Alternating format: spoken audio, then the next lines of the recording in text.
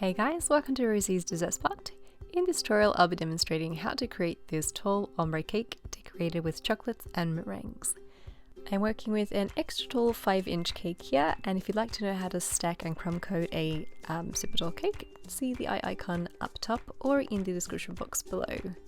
I'm covering with my hybrid buttercream. This is a really delicious and creamy buttercream, and it's butter and vegetable shortening based. I used a gel colour to colour this in turquoise and in a soft pink.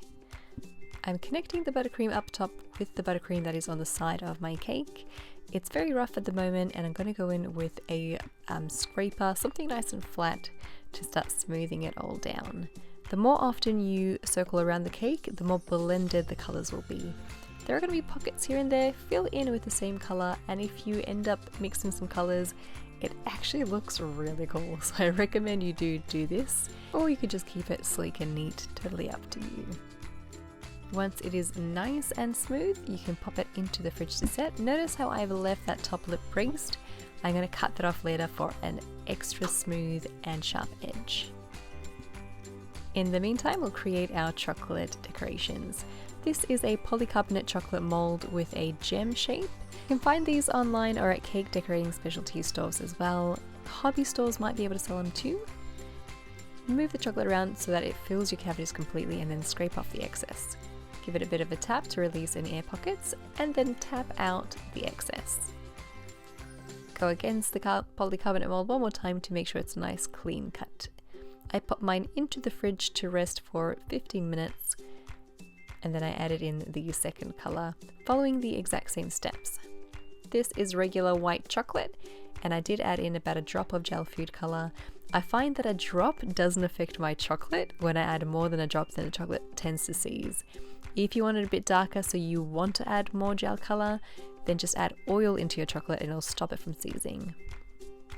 While they're resting, I'm going to cut off the top edge with a nice hot sharp knife.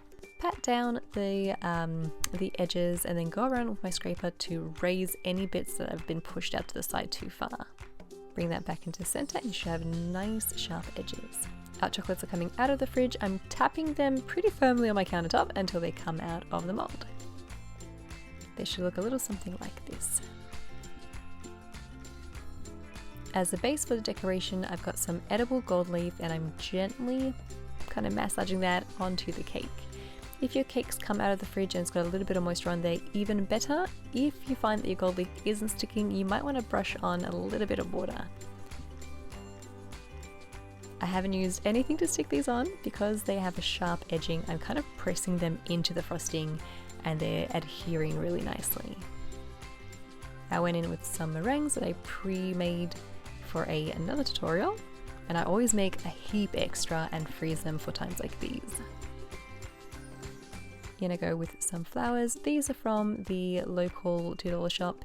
You might want to put some food safe floral tape around the base of the flower, so the stem, and then put it into your cake. As a final touch of decoration, I'm adding in some gold leaf onto my chocolates, and you're done.